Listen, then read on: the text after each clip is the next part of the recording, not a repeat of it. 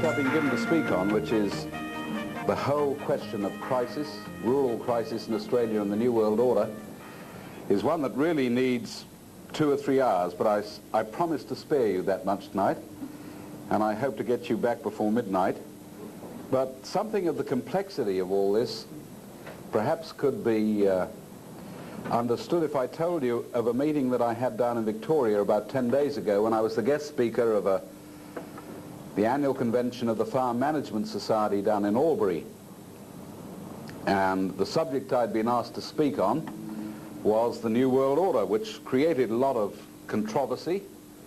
There was some dissension about whether I should be there speaking. Apparently it's a hot subject. But the most interesting thing to me was that the conference concluded with the convener getting up and telling the audience his experiences. He said, I have heard Prime Minister Bob Hawke and President George Bush talking about a new world order. And I was interested in that, and I wondered if it had any bearing on economic problems facing farmers. So he said, I rang the Department of Trade down in Canberra and said, look, have you any material on the New World Order, and could you provide a speaker to our forum so that we can get a bit more information? To which there was a long, pregnant pause, the other end of the telephone line. And they said, well, they did have some material on the New World Order, but they weren't quite sure if they were at liberty to release it, and they certainly didn't have any speakers. And there was a bit of shuffling around where they asked each other what the right thing to do was, and apparently nobody quite knew, so they suggested he get onto the Department of Foreign Affairs, which probably was the right department dealing with that subject. So he rang the Department of Foreign Affairs, and he said there was an even longer, more pregnant pause, the other side of the line, and they said yes, they did have a lot of material on this, but they weren't quite sure how far they could go in releasing it, and beside that they didn't have speakers, and they weren't quite sure if they could help, but why not try the Prime Minister's department? So he rang the Prime Minister's department, and he said the pause there was the longest of the lot, and they said they had a lot of material on the New World Order program, but they didn't have any speakers, and the material they had, as far as they understood, could not be released without the personal go-ahead of the Prime Minister, who wasn't available at that particular time. So they were dreadfully sorry, but they couldn't help. And he said that was the situation. We have coming over our news services a whole lot of talk about the New World Order and Australia's involvement in it, but apparently we can't get government speakers to come and tell us what it's all about, and that is the reason that I'd been invited to speak. And I've got to be honest in saying that over the 20-odd years that I've been looking at this question, that's broadly been the reaction. A lot of people have a vague feeling there's something called a New World Order, but it's not one of the things you speak about in polite company, and apparently we've reached the stage now where if you want to get on in this hard, cruel world, you're not allowed to speak about politics or religion or the New World Order. And if you keep off those three, you're going to do very well. About 10 days ago, we had an article in The Australian by an academic called John Carroll, speaking about the whole question of protection of Australian industry. Now, he struck something of a blow by saying that unless we begin to do something to protect our Australian industries, it's now only going to be a short time till we have nothing left to protect whatsoever. And he made the point that since the 1970s, we have decimated half our industries in Australia. That's in a period of 21 years. Half our industries have gone. A whole range of things that we used to produce, we don't make any longer. We buy them, and we wonder why everybody jumps up and down and complains about the foreign debt. Now, I want to tell you why we've done that and how it fits in with the New World Order and what the New World Order is.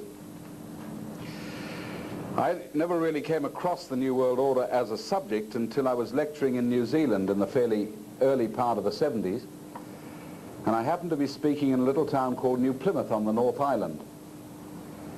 It's a beautiful little, really it's a little fishing town that nestles under Mount Egmont, if you've ever been there, on the west coast, and I was speaking at that time on the growth of the debt of the third world countries and the fact that they'd already reached a stage they were trying to borrow money to pay the interest on what they'd borrowed previously, and there's no possible way that anybody can survive doing those sort of things. And at the end of the meeting, a lady came to me and said, look, I've got a little book that might interest you that seems to relate to what you're talking about. And I said, look, I haven't got time to read it, but if I could borrow it, I'd certainly be appreciative. So she gave it to me, and I didn't have a chance to look at it until I got on the plane coming back to Australia, and I opened it up, and it was a little book called A Common Interest in a Common Fund, which meant nothing to me whatsoever. So I began to read it, and it was written by an Australian economist by the name of Dr. Helen O'Neill, who might have been Humpty Dumpty for all I knew. But it was a story of a program that was unfolding through the United Nations for the transfer of control of all basic commodities out of nations like Australia to a division of the United Nations called UNCTAD, United Nations Conference on Trade and Development. And what was going to happen if this program was realized would be that 18 international commodity boards would be set up through this division of the United Nations, which would take charge basically of the world's foodstuffs and fibers and minerals. Now that was pretty important to Australia. It listed the sort of things, grain and meat and fibers like wool and cotton, timber, sugar, coffee, cocoa, obviously not things we produce here, but then it went on to a whole list of minerals like iron ore and coal and copper. And by the time you came to the end of the list of commodities they were considering, you'd virtually touched all what we call primary industry here in Australia.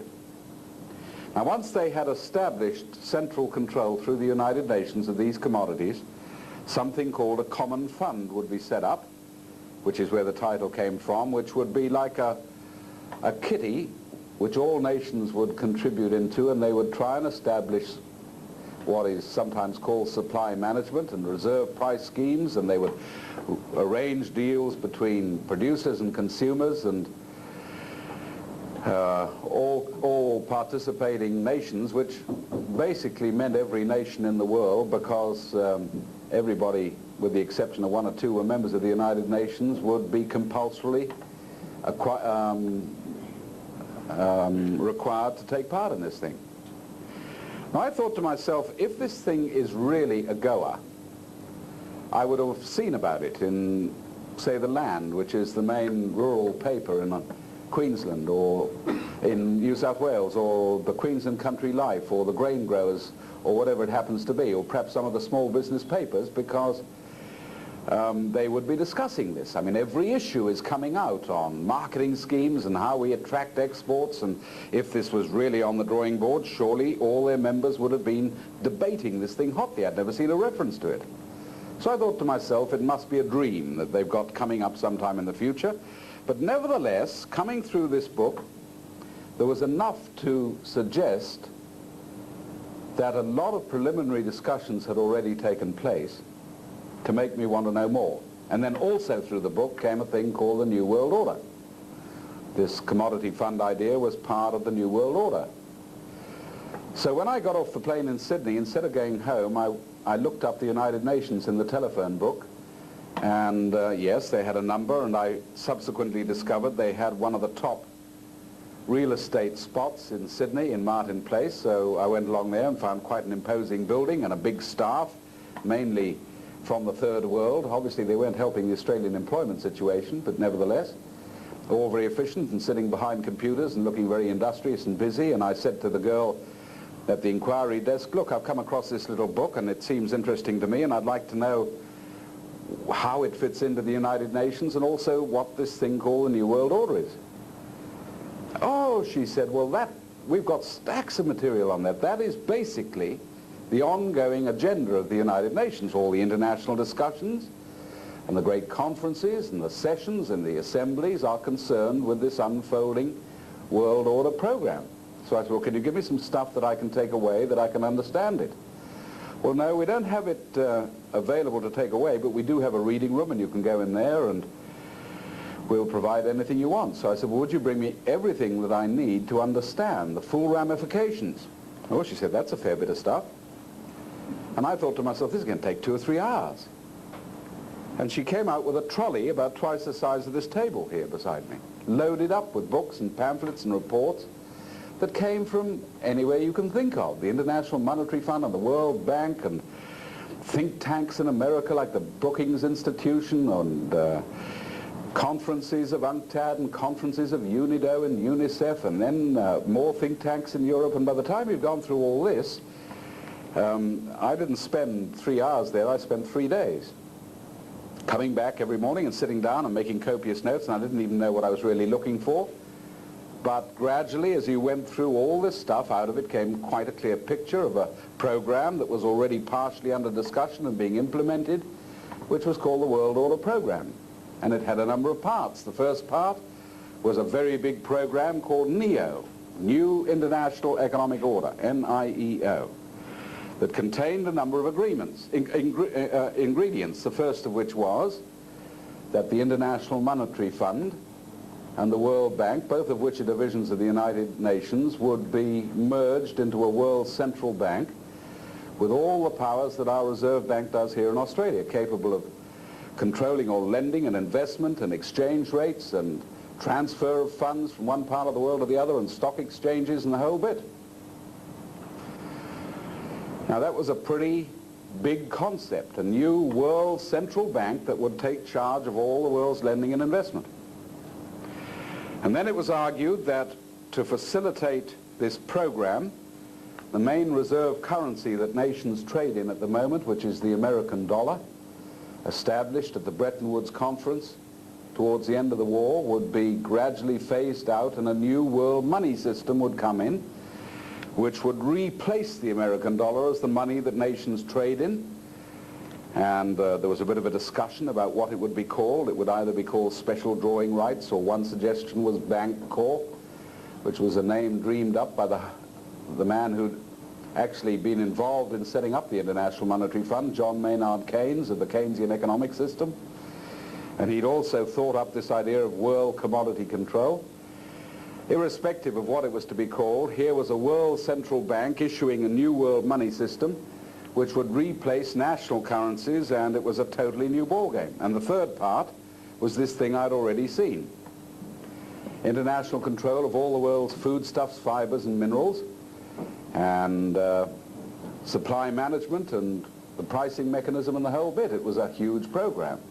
Now that spun off into a number of specific programs. They had another thing called the Law of the Sea, which was international control of all seabeds and the exploitation of minerals on the seabed and fisheries and a narrowing of territorial waters and a whole range of things like that. So it was a huge program. And I could not understand why it was that we weren't seeing more discussion about this in our rural papers and in business papers, because obviously Australia was already at least partially committed to the whole idea. So I began to lecture on it.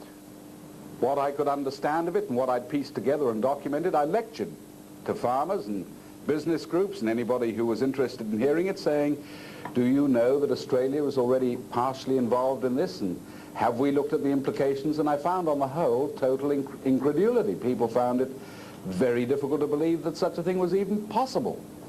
And farmers on the whole used to treat me with good-humoured contempt. I mean, you know, if what you're saying is true, was the reaction, we would have seen it.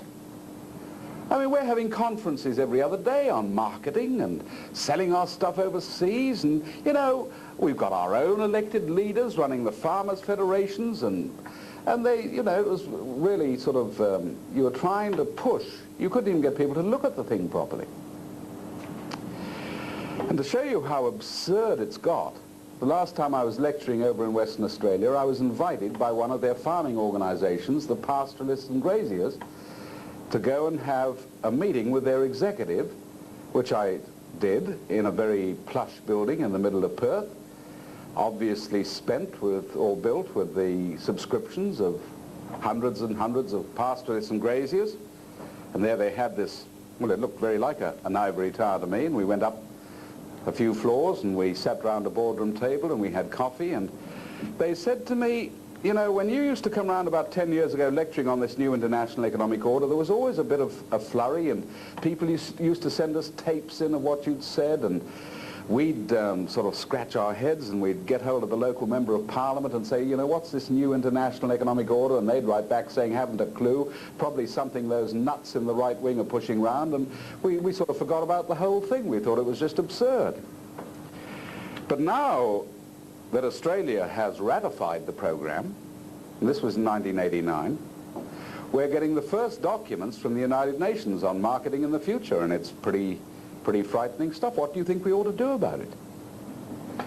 Well, I didn't quite know at that stage. It's rather like saying, how do you catch the horse after the stable door's been left open? So all I could think of was, well, look, I think the first thing you ought to do, surely, is honor bound, is to write to all your members, who after all pay your salaries, telling them what's going on and asking what their reaction is, and so that at least they've got an up-to-date understanding of the whole program. And then to my amazement, when I sat drinking my coffee, they had an intense discussion amongst their own executive about whether they should do that or not. I don't know what the outcome was, but their paper has never carried a story on the whole thing yet. And here we are 2 years afterwards. So you'll still find that the executive understands the whole thing, but the ordinary grassroots membership is still going around saying, well, of course it couldn't be true because, you know, our representatives would have told us by now. That's how absurd it gets. Now, it wasn't very long after that that I went back to New Zealand and was lecturing, strangely enough, in exactly the same town of New Plymouth. And that night, there was a trade union man present. And he worked in the meat works in Howrah, just outside New Plymouth. And he came up at the end of my lecture. By this time I was speaking on the new international economic order, and he gave me this little book.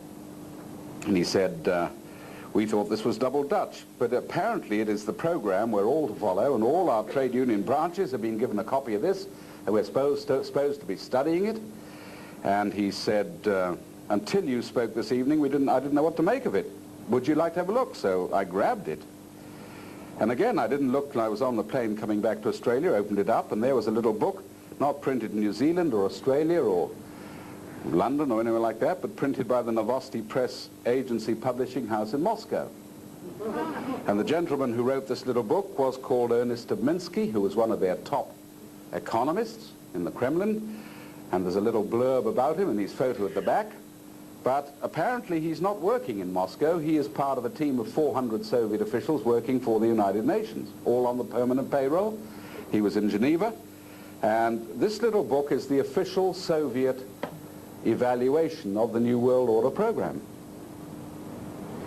And I thought, well, they won't like it very much. I mean, they went, even in the International Monetary Fund and the World Bank at that stage, they were rather hostile about the whole thing. So I opened it up and started reading, and it hit me like a sledgehammer, because right in the opening preface, he makes the point that the whole concept of a new world order was originally put on the world's agenda by the Soviet Union.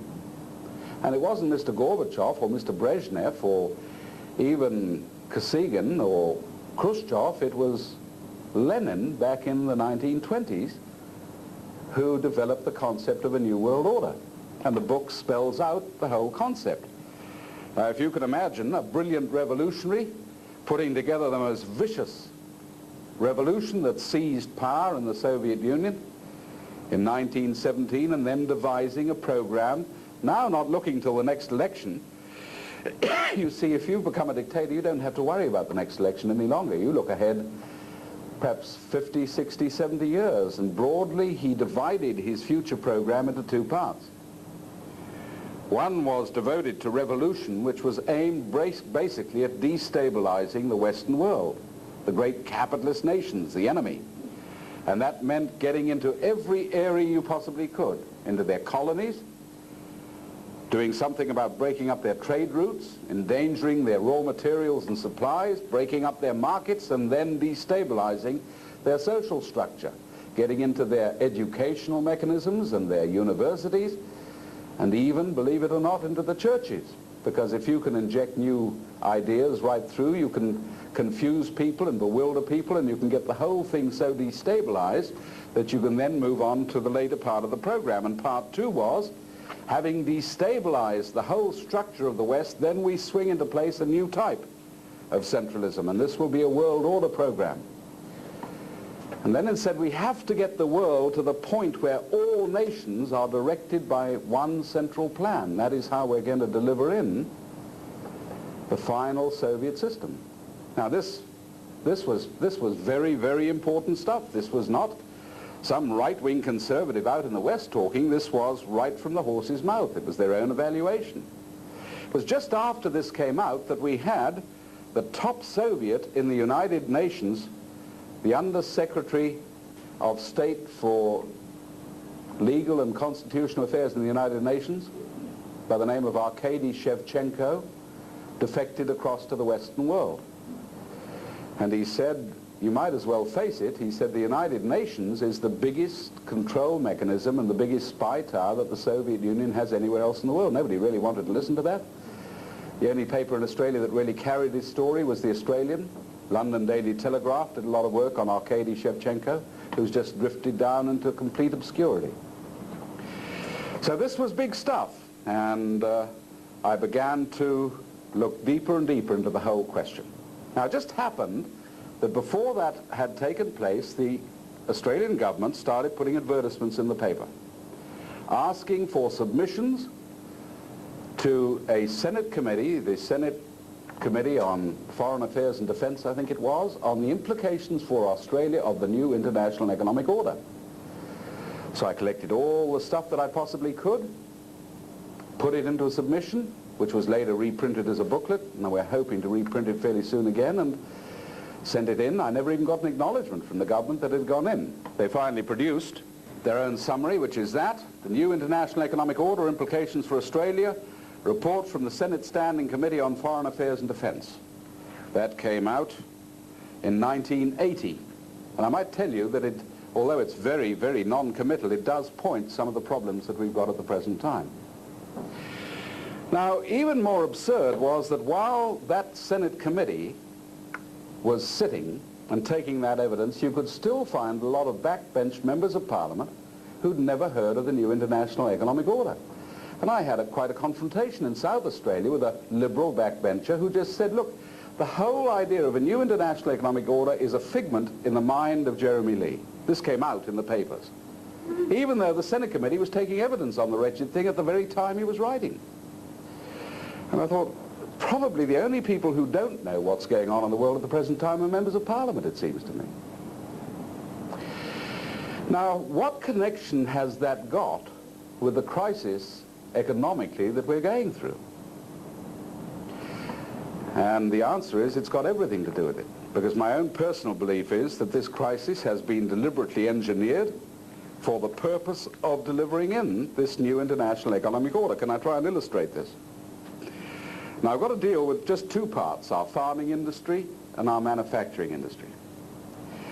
Back in 1968, 67, 68, if you were on the land, you might remember we had a huge drought that racked the whole of the eastern states. It was one of the severest droughts we've ever had. I remember it because my father had just bought a little wool property down in New England, in New South Wales, and walked straight into that drought, and it wiped out a tremendous number of people.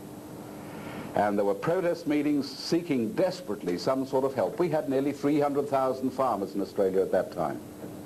And that was then followed, as we moved into the 70s, by the collapse of the wool industry. Nothing like now, but it was horrific. The price of wool had plummeted down. The ABC was running programs on the fact that wool was now outdated and everybody would be wearing silk in a few years. And by that time, there were real big protests. We were still under the control of the Liberal Country Party, as it used to be called. Bob Menzies had retired. We'd had Harold Holt had tragically drowned, and then we had a succession of rather dismal Liberal prime ministers. We had John Gorton, that a lot of people remember. He was a bit like a cowboy, very exciting, but he hadn't got much substance. And then we had a funny little fellow called Billy McMahon. And by that time, everybody was very disillusioned by what was going on, and there was an exciting fellow who was now leading a revamped Labour Party called Gough Whitlam. Why not give him a go? And just before Gough Whitlam came in, we had this document produced by the Labour Party, which was Labour's Federal Rural Policies. And the man who put this together was a brilliant man by the name of Rex Patterson, who was a Queenslander, a Fulbright scholar. He was no slouch, and he was dealing with this horrendous crisis in the bush. And can I just read you what he said? There's ample proof to show that high interest rates are imposing severe burdens on export rural industries, just as they are on other sections of the community, such as young homeowners.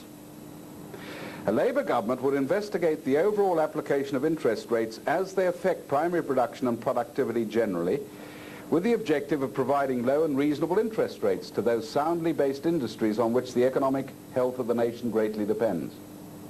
So this is what they were going to do. Labour's debt alleviation policies would take the form of making available long-term, low-interest loans to pay off immediately the crippling high-interest short-term loans which many producers have been forced to accept from financial institutions and hire purchase companies. And he had every reason to write that, because interest rates were creeping up and threatened to hit 8%. And then came the magic bit. At the same time, a Labour government will allow a holiday period of up to 5 years for potentially viable producers as regard the repayment of principal and interest in order to allow farmers to strengthen their financial position. We're going to give farmers 5 years not having to pay the bank any interest or any repayments at all. And I might tell you that was only the rural policy. The same line of thinking was coming right through the whole of Labour's policy. Now, it immediately raises huge questions. How on earth would they finance that? Would we go and borrow more money overseas and tack it on the end of the foreign debt, or how was it going to be done? And there was no mucking about. They were quite specific, and this is what they said. Labour's long-term development policies and reconstruction policies will be financed through the Commonwealth Bank under the best possible terms and conditions which the nation can afford. And then comes a hard-hitting statement. Labour is not tied, nor has it any allegiance to the private banking sector and hire purchase institutions. Labour believes that a lowering of the rate of interest for funds used for the efficient production of commodities, particularly for the earning of export income, will assist increased productivity. This in turn is necessary to counter the forces of inflation associated with full employment and growth. Did you pick up that last sentence? We need to lower interest rates to counter inflation. Now they're using the opposite argument. We've got to raise interest rates to cover inflation. You see? You can make black look white if you're a politician. But you see, the other thing is, the best terms and conditions the nation could afford, we've got some precedents. The Commonwealth Bank financed Australia during the First World War at 0.5% interest rate. It was used to save the wool industry during the Second World War. I don't know whether you know it. We've got an absolute panic now because we've got 5 million bales of wool in stock that we can't sell, and the whole thing's collapsed. We had 10 million at the end of the war, and it was no problem at all because we had the finance to handle it, and the whole lot had gone within 3 years, and then we had a wool boom. Now that's what Labour was going to do. And the man who put that together, Rex Patterson, was waiting for Gough Whitlam's electoral victory to do it. And Gough Whitlam was swept in with a huge majority, and Rex Patterson found he never even got his nose in the ministry. He was shunted off to the backbench, and into his spot came a giant of a man called Al Grasby, who became the Minister for Primary Industry. And at that moment, the whole program changed. The first steps towards internationalizing Australia had begun. Gough Whitlam delivered Australia in that direction. He delivered speech after speech on the new international economic order and bringing in world order things. We had a lawyer by the name of Lionel Murphy who tried to bring in the first Human Rights Commission and failed because they hadn't got the numbers in the Senate. And you want to go and read what the Liberal and the Country Party were saying against Lionel Murphy when that bill was put through, how disgusting it was, and it would sabotage Australia's constitution and goodness knows what. And no sooner did the Liberals get in when Gough Whitlam got out than they put through what Lionel Murphy couldn't get through himself. There was no change whatsoever. So we were then headed straight into the New World Order program, and it was going to decimate primary industry and small business. Now, we were a pretty self-sufficient nation at that time. Hundreds and hundreds of little industries had gained maximum protection at the end of the war and were really going for their lives. You could go into the hardware shops, and you could go into our grocery shops and light engineering, and you'd find nearly all the stuff you bought was made in Australia, but that's not the case today. You go into your spare parts, or you go into your supermarket and you'll find made where? South Korea or North Korea or Taiwan or Sri Lanka or Zimbabwe or Brazil or the Argentine, and hundreds of little industries, tremendous industries that used to be the basis of Australia's productive sector have gone to the war. Half our industries lost since 1971. Half our industries. And they are now falling quicker than they've ever fallen during that last 21-year period. And the result of this is that you find more and more workers in Australia suddenly getting out of their employment onto the dole queue. Why then aren't their union leaders saying, well look, why now are we sacrificing Australian industry so that workers lose their jobs? We're going to fight the government, and they should have got alongside small business to fight the program, instead of which they were all participating. So you can see how the thing has gotten. We've now reached the point where all of a sudden we're finding that the farmers have caught up with small business. We've reached the point now that in one of the great food-producing nations of the world, we're importing each year $2,000 million worth of food into Australia. And the picture is quite frightening. We're importing big quantities of meat, millions of dollars. We're importing nearly $500 million worth of vegetables into Australia. And if you want to see how absurd that is, just get in your car over a weekend and drive from here to Toowoomba through that Lockyer Valley, which is one of the greatest vegetable growing areas in Australia, and you will find farmers out there ploughing their vegetables in because they can't get them to the market. That is absolutely true. We're importing something like $33 million worth of tomato paste into Australia. How the heck you do that, I cannot think. We're importing lamb meat, we're importing leather, we're importing, you just name it, and you'll find we're now importing $16,000 worth of food into Australia for every farmer that we've got left. And that figure is going to rise dramatically because at the moment we're losing one farmer every hour of every day, 24 hours a day. Huge exodus. We're going to lose half of them before too long. And round the farmers, we're going to lose hundreds and hundreds more of what is left of our business structure. Now, how did we reach that point? Because just before Gough Whitlam got tossed out, he signed, I believe, the most infamous document of the whole lot, which is the document that sabotaged our industries. It was called the Lima Declaration. And the Lima Declaration came from a division of the United Nations called UNIDO, the United Nations Industrial and Development Organization. It was signed, strangely enough, in Lima in Peru. And basically it said this: the third world is collapsing under debt, and the reason it is collapsing is because the big industrial nations of the West have been too fat and greedy and have got too big a slice of the cake. Therefore, we're going to ask those industrial nations to sign an agreement that they will wind down their own industries and transfer technology across into third world countries so that they can begin to produce what nations like Australia used to produce themselves, and then we'll give them preferred nation status in exporting back inside those countries. Now, can you believe that an Australian government would sign a document which says we wind our own industries down and give another nation the chance to sell us back the stuff that we used to produce ourselves? But we signed that. Whitlam signed it, and the man who pushed it harder and further than anybody else was a guy called Malcolm Fraser, who was making speeches all around the world on the need for the common fund. And if you want to see it in documented form, there is the United Nations Conference on Trade and Development. By this time it was under UNCTAD, an international code of conduct on transfer of technology. The whole story is in there. officially documented book. So we've wrecked our industries, and we're wrecking them even faster. And as a result of this, taxes have gone up, debt has gone up, and interest rates, well, perhaps you haven't noticed it up here, but interest rates have gone up too. And you can find farmers out in the bush paying up to 27% interest. Every time they get into trouble and move into a new risk factor, the interest rate goes up instead of down to try and keep them on their feet.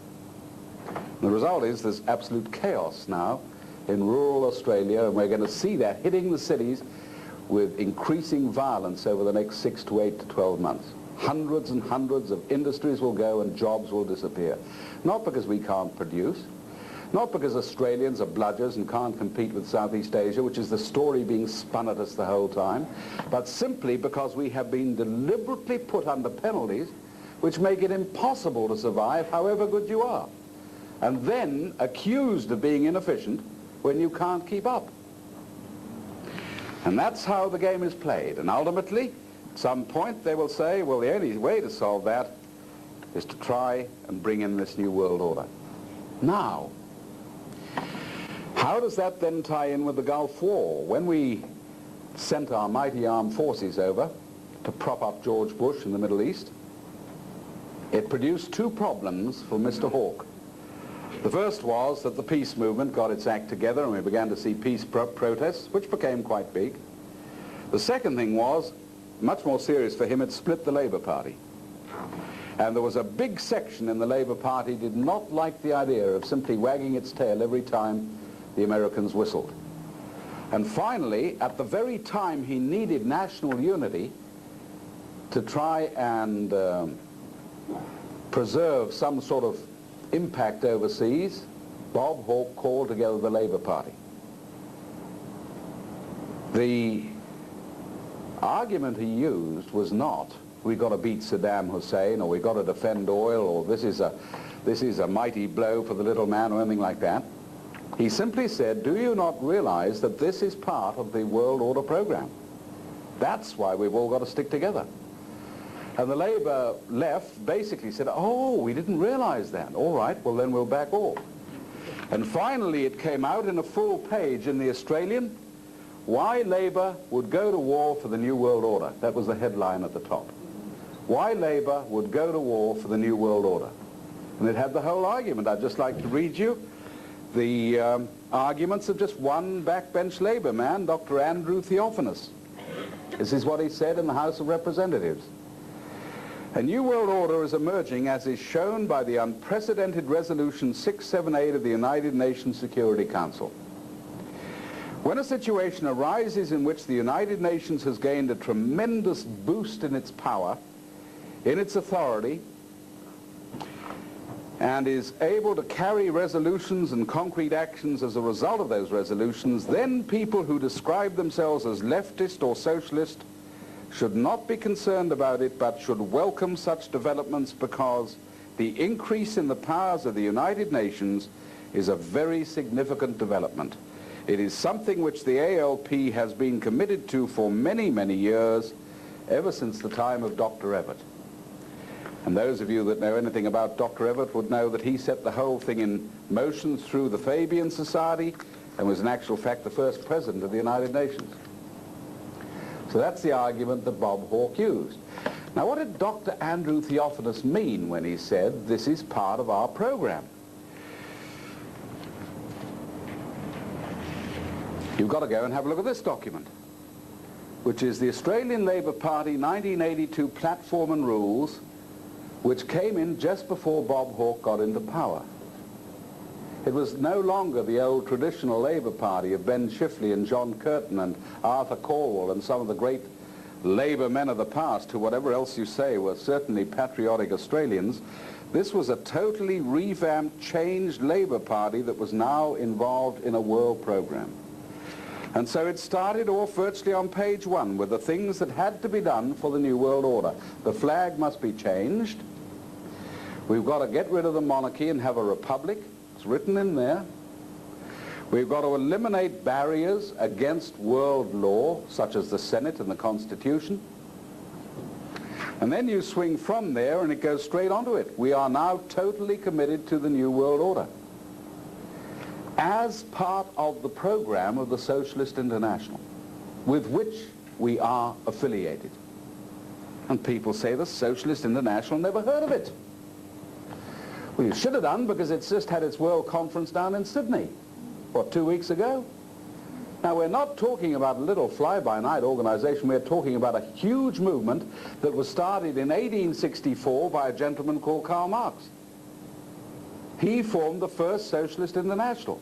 It fell to pieces for a short while when communism reached its heights under Lenin, but was then revamped in 1951 in a big conference in Hamburg in Germany, and now has its headquarters in London. It sends documents right throughout the world. It coordinates labor and socialist parties. It writes their agendas in many cases. You can go and read what the Labour Party in New Zealand says and the Labour Party here says. It comes from the same pen quite often. And they are working on a common program towards a world order. The current chairman of the Socialist International is Willy Brandt. Former Chancellor of West Germany, got sacked from office for hiding the fact that one of his top staff members was a KGB agent who had been giving NATO secrets to Moscow, and went straight from there to the Socialist International, where he's been ever since. He was featured in The Australian, speaking on behalf of the Socialist International at their big conference in Sydney. I might just tell you, the Socialist International was scheduled to have its Australian conference in 1983, but that was the year that Bob Hawke was standing for election, so it was postponed. This came out in the media. We've postponed it because it could be a bit embarrassing having the Socialist International meeting at the time when Bob Hawke's trying to get his nose in the trough. Well, they didn't say that, trying to get into office. 1978, the Socialist International held its conference in Vancouver, in Canada. Willy Brandt was asked to push the world government program. Would you set up an international commission to produce a document, the blueprint for world government, which he did, and there it is. North-South, Program for Survival, the Brandt Commission Report, headed by Willy Brandt, 23 people on his committee, top bankers and industrialists and prime ministers, and Edward Heath, the former Prime Minister of Britain, Olaf Palme, the famous socialist from Scandinavia, they're all there. And this is, if you like, the definitive work on the world government movement. It's got the whole program. The World Bank and the Money Fund and the transfer of technology and the new money system, the whole bit. It's all in there. Pan Books got the contract to print it. I think 1 million copies came rolling off the press, and every member of Parliament throughout the world was sent a copy. Most of them probably threw it in the waste paper basket because they still don't know about it, but there is the Brandt Commission Report. And that document there, there's another little book. Can't see it. And the one produced in Moscow, both came out in the same year, 1978. That's the Moscow evaluation of the World Order Program. That's the Socialist International, both pushing exactly the same story. World government is the only chance for mankind. That's where we are. That's the program we're going into now. All right, now we're in 1990, 1991. How far are we along the program? Well, every paper now is coming out with a story. This has just come out in the last few months. This came out in the Financial Review, which is the main paper telling the story. United States push for creation of new World Trade Group. That's the whole Common Fund idea. United States, grappling to adjust to the dissolution of its post-war economic supremacy, is now resurrecting the idea of an all-powerful supranational institution for world trade. Supranational means above nations, a concept it spurned and buried more than 40 years ago.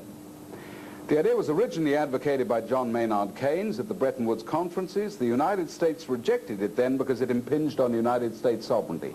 But now is the time to accept it, you see. Or the World Negotiable Bond issue. This came out in the Financial Review as we moved into 1990. World Negotiable Bond issue. World Bank has announced plans to launch a $1.5 billion bond issue, which for the first time will be negotiable in all the world's main capital markets.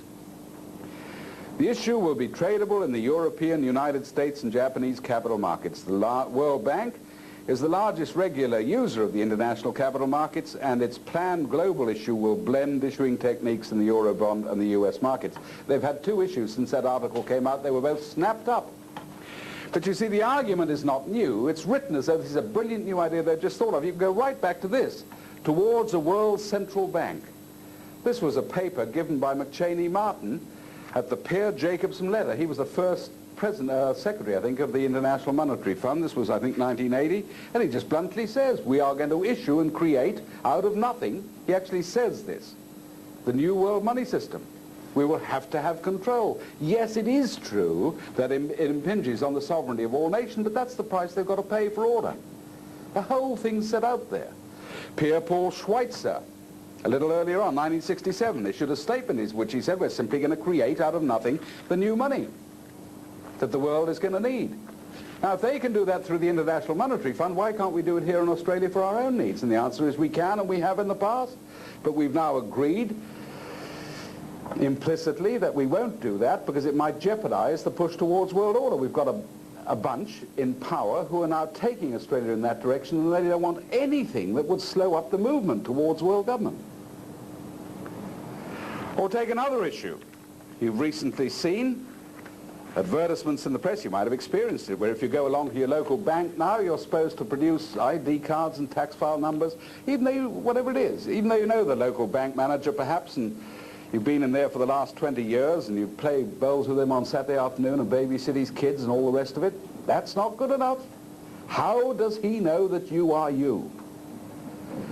So you've now got to produce all this ID, but where did it come from? Came from Interpol, the international police organization based in Paris. This stuff came out from Congressman Ron Paul, one of the most brilliant and knowledgeable commentators in America, talking about Interpol. During the past 20 years, Interpol has mainly been used to track terrorists, armed theft, international murder plots, and Nazis. But in 1984, things began to change. John Simpson, then director of the United States Secret Service, was appointed as the president of Interpol. 1 year later, Raymond Kendall from Britain was appointed to oversee the daily operations of Interpol. In late 1985, top police from 140 countries met in Washington, D.C. for 8 days for Interpol's first meeting in the United States in 25 years. President Reagan and Attorney General Edwin Meese addressed the crowd. The proceedings were not, of course, open to the public or the press.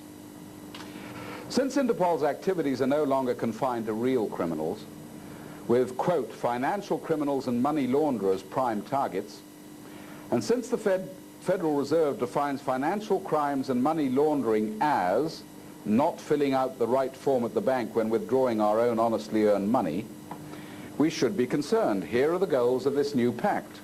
1, industrial countries will adopt the strict reporting requirements of the Basel Committee, which is an international banking group. 2, the countries will then adopt the same laws and regulations concerning movements of cash around the world.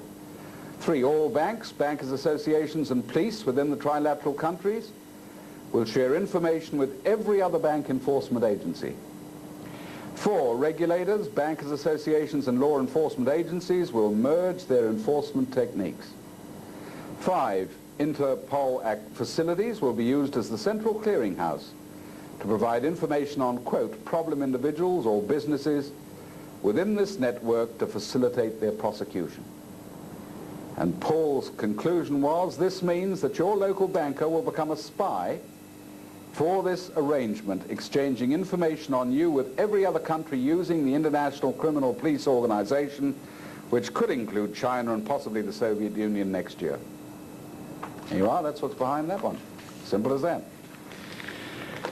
Now, before the world is finally shunted or pulled or pushed or bullied or persuaded or seduced into this new world order,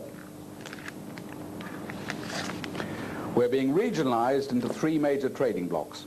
First of which is Europe, which comes into fruition on the 31st of December, 6 days after Christmas, 1992. Everything is now 1992. Now, I don't know whether you realize it, but on that night, the Union Jack is pulled down in Britain and a new flag goes up.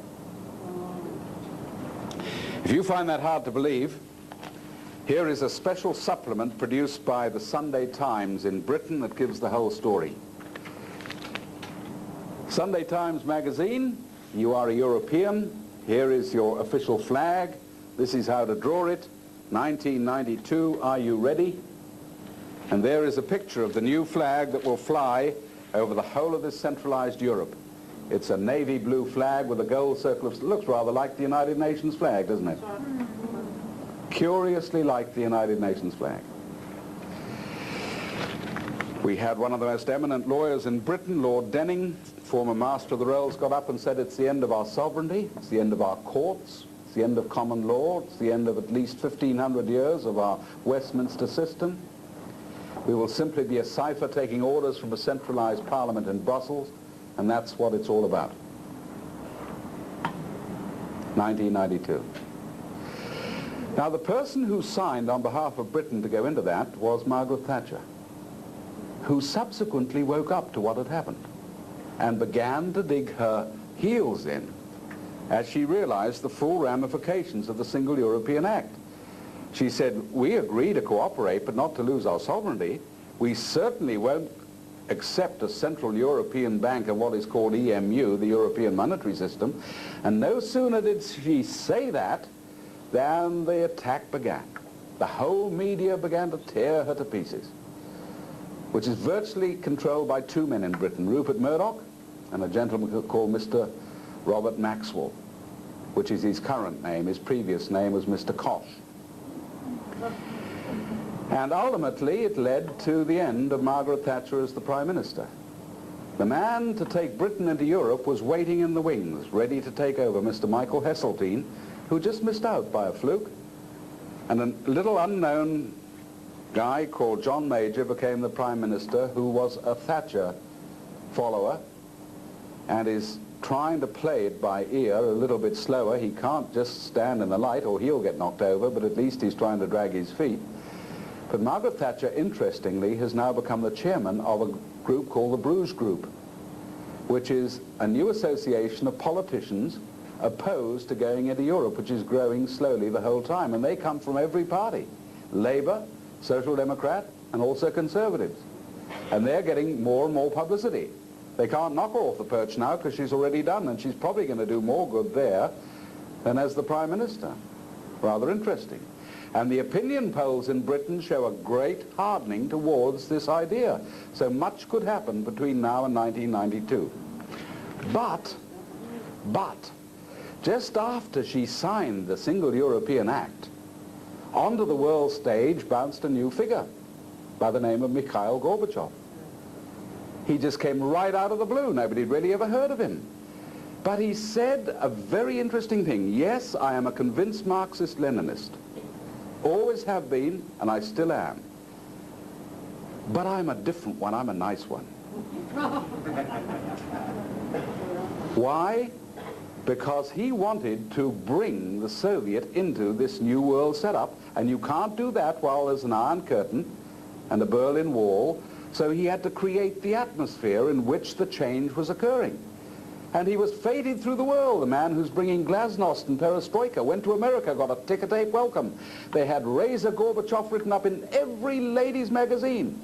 All the little sort of finicky things that housewives pick up, you know, where she was buying her underwear and what fur coat she was wearing and what lipstick she wore and how many grandchildren. It was all just human interest stuff, but did they get sucked in? And he ended up getting the Nobel Peace Prize. The man who's driving the tanks through Latvia and Lithuania at the present time, the Nobel Peace Prize. You see, he made one mistake. All that stuff was for the West to believe, not his own people. And they began to take it seriously. And they said, thank you very much. Yes, we'll have some dissent now. Yes, we'd like a decentralization of power. Yes, we would like our own government back. Well, they weren't supposed to do that. And now he's finding that he's got the tiger by the tail and he doesn't know how to let go. He's going to be consumed by the very thing that he thought he was shaping. The second block, North America. North American bloc is being rushed through at the present time. Now, this has only come out in just the last few weeks. This was the headline, the leading article in the Financial Review, February the 7th. There we are. North America builds own trade bloc. The merging of Canada, United States, and Mexico to begin with. Then to be followed by countries in Latin America and the Caribbean. And it is not just a common market. It is political. They've got to have common legislation, all the ingredients that are being shaped in Europe, free movement, free travel, different passports. And then there's a third block, which is the Pacific Rim block. And the architect for that is a gentleman called Robert James Lee Hawke, pushing that as hard as he can.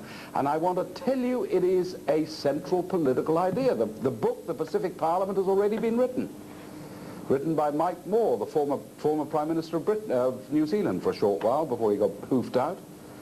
He took over from Longy.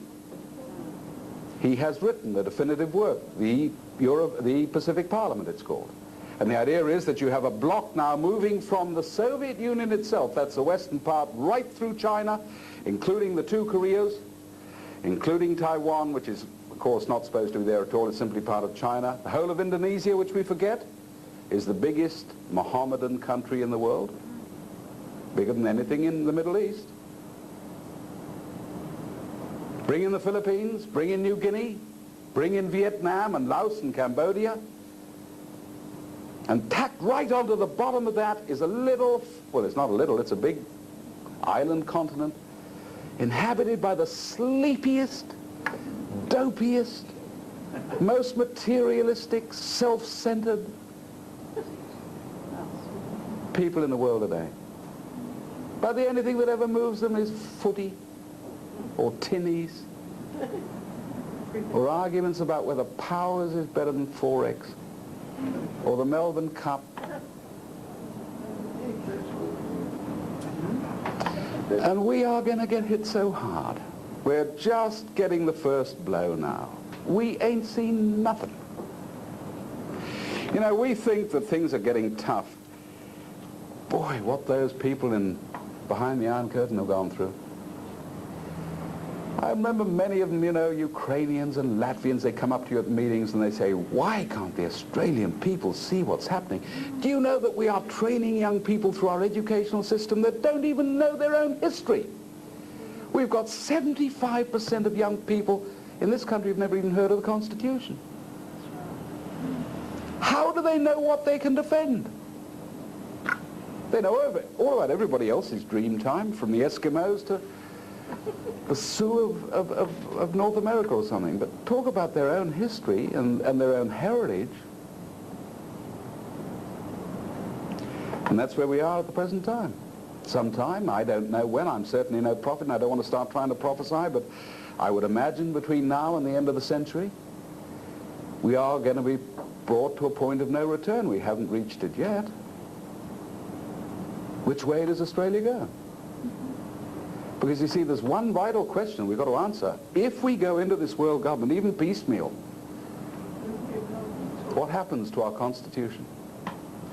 Which is the founding document that put this country together. We all voted the thing in by a referendum in this country. The decisions made in Australia are made by the Australian people, not by the United Nations or anybody else. Yes, we want to cooperate with other nations, but we don't want to lose our sovereignty, surely. We the people, it says. And then that phrase, humbly relying on the blessing of Almighty God, which wasn't even in that Constitution originally, until a huge campaign said, let's put those words in. That's where truth and freedom comes from. And then it sets out the rules. This is the Parliament. This is the upper house. That's the lower house. That's how the judges are appointed. This is how we have elections. These are when the elections will be. These are the powers the government shall have, no more and no less. And you go right to the end and it says, not one word of the rules for Australia shall be changed unless we've had a referendum and all the people have been asked and they know what the decision is and they can say yes or no. Do you think Bob Hawke or John Hewson or whoever comes after him is going to have a referendum of the people and say, look, Australia, we've got this chance to go into world government and we think probably it's the right one. You know, everybody else is doing it, but we know the rules say before we do it, we're supposed to ask you, because we are your servants, and the Constitution says, could we have a referendum now, whether you say yes or no? Do you think they're going to do that? So what we've got to do is work to create the mechanism to have a say. If we don't do that, we're gone. And that's why this whole thing on citizens-initiated referendum is so incredibly important. It's much more than whether we bring the price of sardines down. It could be the one mechanism we need to say yay or nay for the future of this country. And that is this thing that citizens can actually have a referendum when they want. And the government can't go against that if the majority say no. Citizens-initiated referenda, the thing that works in Switzerland, which isn't a member of the United Nations. Their referendum kept Switzerland out of the United Nations. They're streets ahead of us, aren't they? I believe that's the choice we've got, whether we remain a Christian country or whether we opt now for the new religion of world order, which is basically humanistic, very antagonistic to Christianity. And the last point I'd like to make is, who is therefore going to shape our choice? And I've got a horrible message for you. There ain't nobody left but us. Each one of us here tonight. People say, oh, don't talk like that. I'm flat out trying to keep going, you know. My business is up to here in debt and I can't keep up with my job, and, you know, the price of petrol goes up every week. The wife's nagging me, the kids are at my back the whole time. How do you expect me to save the nation? And I haven't got a quick answer, except that if each one of us does something, if we simply keep in touch, if we can get one tape of an address like this around, if we can just get hold of a member of parliament and just say once to him, I'm not voting for you unless you stand up. It does make a difference. Many drops fill the bucket. Therefore, each one of you is tremendously important here tonight. We haven't got the whole of Brisbane. But you know, the world's been changed with a smaller number than we've got here tonight. Each one of you is very, very important. I don't care if you're 95, you can do something. You can stick a stamp on an envelope and write to somebody. If you're young, you're incredibly important. This country belongs to you. Never believe anything else.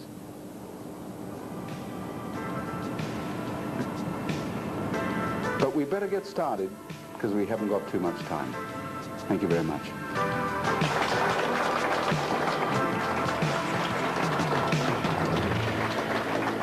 What are the roots of the New World Order? Is it ancient Judaism? Does it relate to the failure to accept Jesus Christ as Messiah? Certainly it does.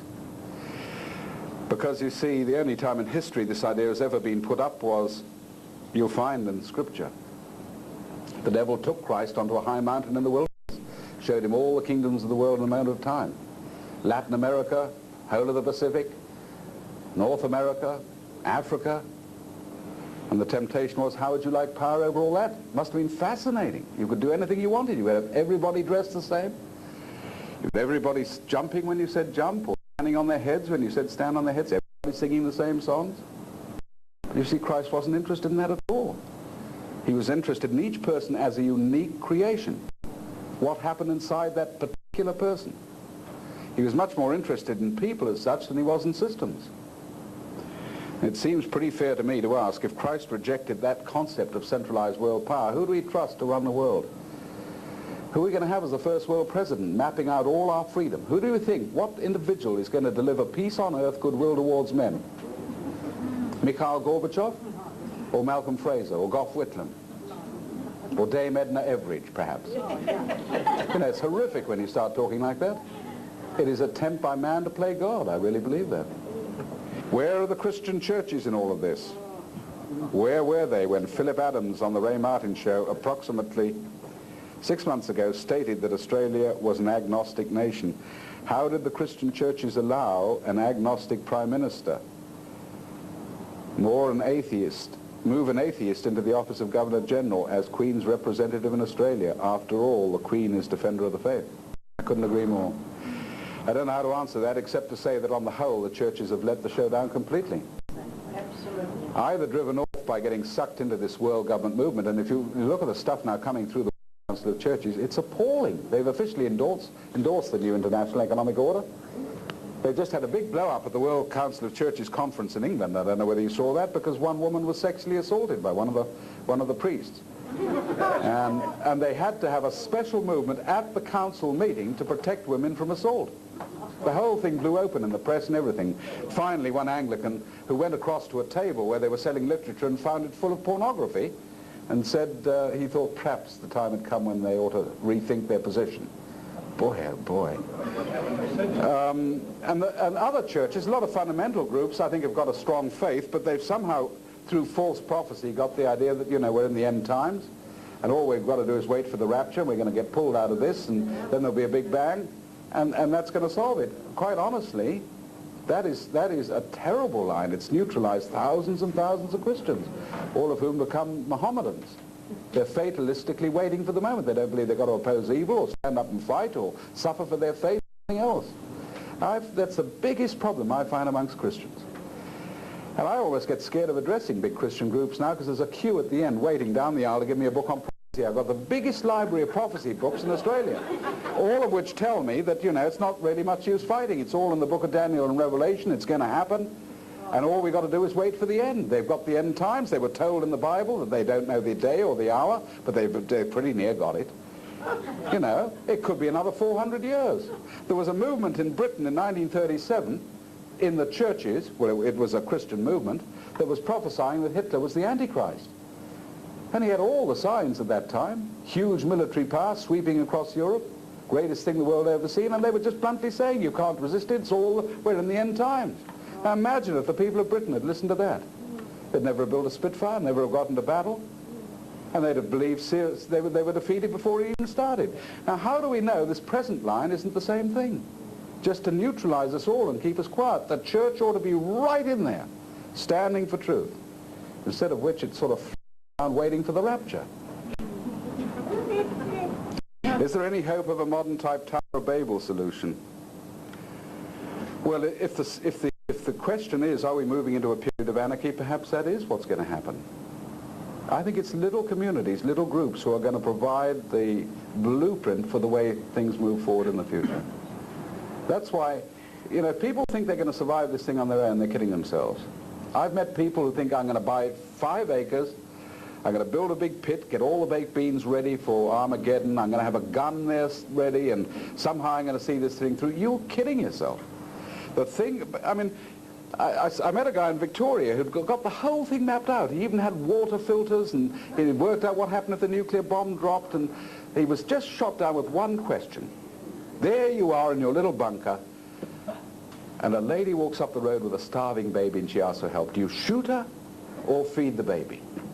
And he sat for an hour saying, oh my goodness, I knew there was a hitch in this thing.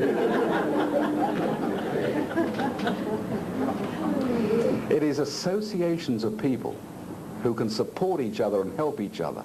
Little groups of people, just your own street or your own little suburb, building a community there that can work together and have got the picture.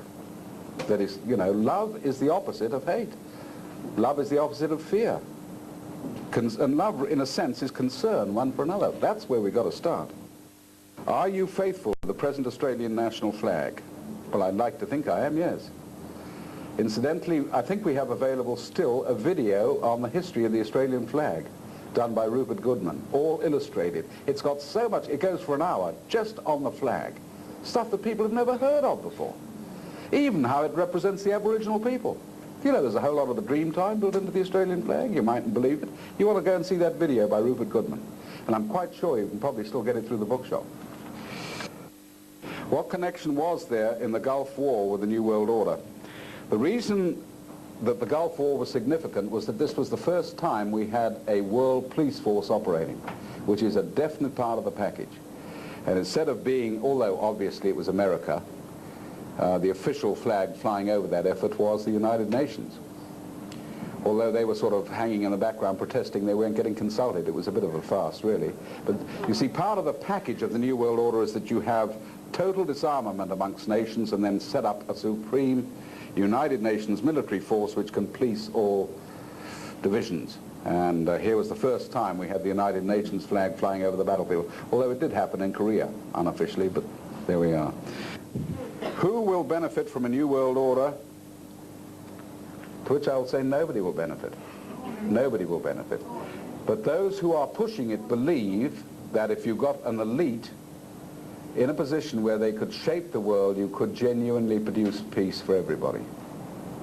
And therefore, they really believe they've got the power of God. They believe that they could do it without corruption. They could solve all the difficulties and the problems and give us peace on earth with them at the top. So they believe that they're going to benefit and everybody else is going to benefit. But it's a false view of reality. I believe that the recent gun laws are illegal. Should we be well stocked with guns and ammo?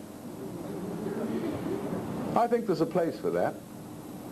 I really think the gun legislation is disastrous.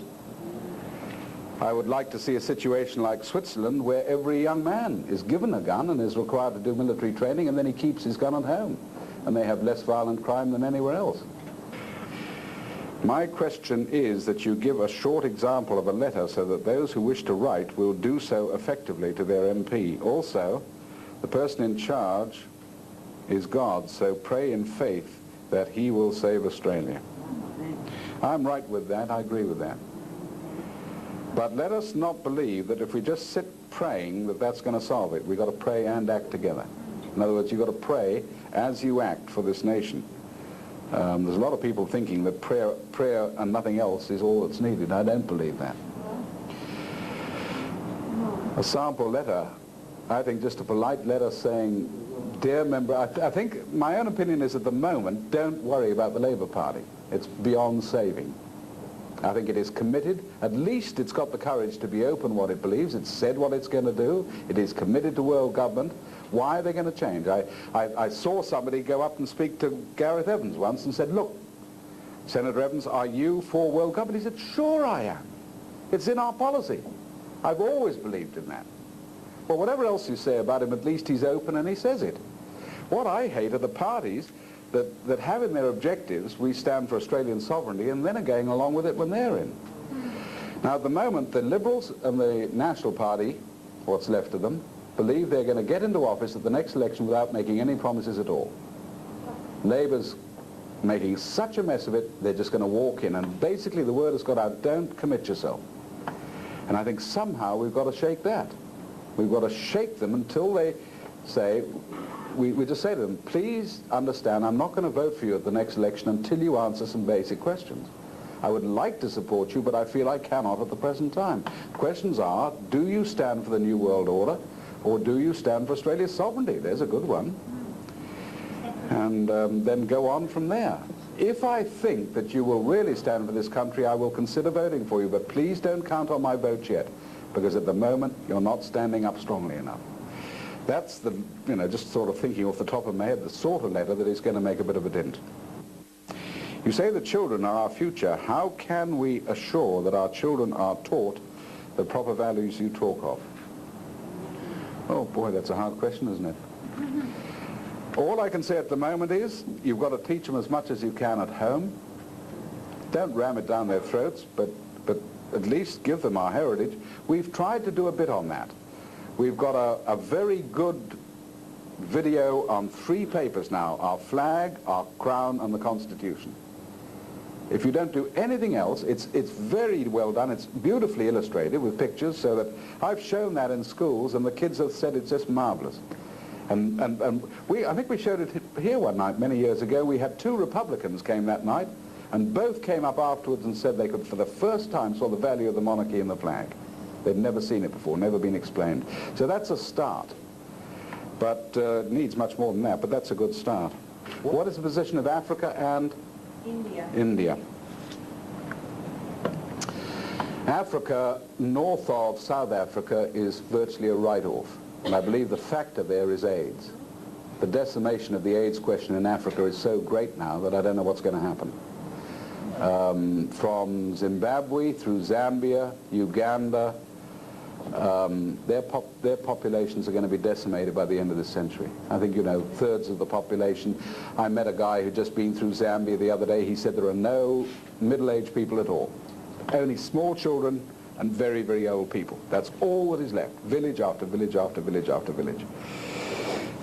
North of where I was born, Kenya, the place is being devastated by drought and famine, which is basically man-produced.